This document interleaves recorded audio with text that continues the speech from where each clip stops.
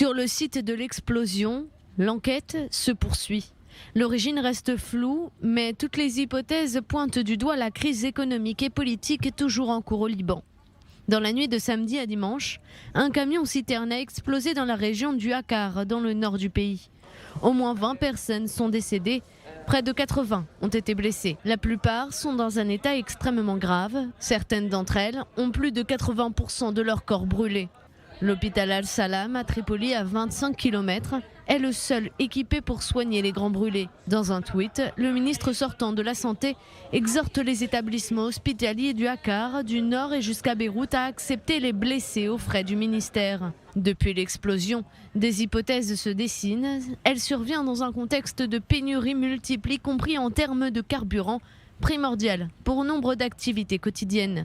Certains exploitants ont tenté de tirer profit de la situation en fermant leurs stations essence, mais l'armée les a forcés à reprendre leur activité. Selon l'Agence nationale d'information, ce camion avait été confisqué par l'armée suite à des heurts entre des résidents massés dans une station-service. Elle ajoute que l'incident a eu lieu sur la route qui relie Alba à Kobeyat, là où des dizaines de milliers de litres de mazout de contrebande avaient été découverts quelques heures avant le drame.